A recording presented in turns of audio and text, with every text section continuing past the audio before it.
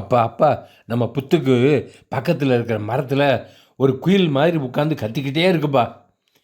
அது குயில் இல்லடா செல்லம், குயில் மாதிரி இருக்கும், ஆனால் வித்தியாசமாக கத்துது கவனிச்சியா?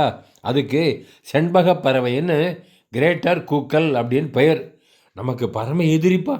நம்ம கண்டா தனது கூர்மையான வலுவான அழகால கொத்தி கொன்று தலையை விழுங்கிடும்.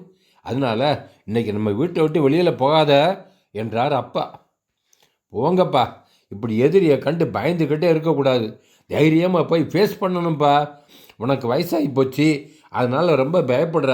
நான் இளைஞனில் சொல்லிக்கிட்டே அந்த குட்டி நல்ல பாம்பு வீட்டை விட்டு வெளியே போச்சுங்க. அதை பார்த்த செண்பக பறவை பாம்பை கொத்த ஆரம்பிச்சிது. அப்படின்னு பாம்பு பயங்கரமாக சிரிச்சிங்க. No use. ஆனால் செண்பகம் நேருக்கு நேர் நின்று சண்டை போடாமல் பின்பக்கமாக வந்து கழுத்துக்கிட்ட கொத்தி கொத்தி கொன்று தலையை அப்படியே விழுங்கிருச்சிங்க. பாவம் நல்ல பாம்பு குட்டி பெற்றோர் பேச்சை கேட்காம எதிரியின் பலம் தெரியாமல் வீராப்பு பேசுனதால செத்தே போச்சுங்க.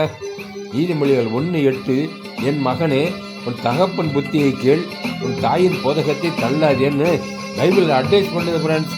So obey your parents first. By.